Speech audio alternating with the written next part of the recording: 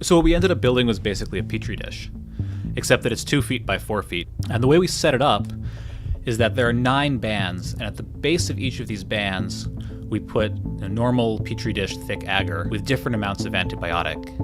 On the outside, there's no antibiotic. Just in from that, there's barely more than the E. coli can survive. Inside of that, there's 10 times as much, 100 times, and then finally the middle band has 1,000 times as much antibiotic. And then across the top of it, pour some thin agar that bacteria can move around in.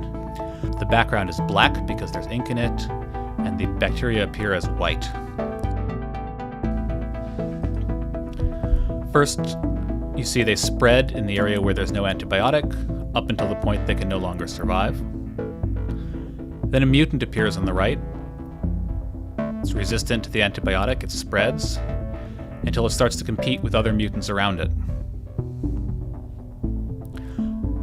When these mutants hit the next boundary, they too have to pause and develop new mutations to make it into 10 times as much antibiotic.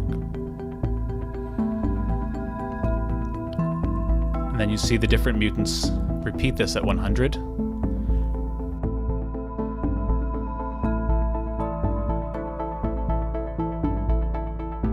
And after about 11 days, they finally make it into 1,000 times as much antibiotic as the wild type can survive.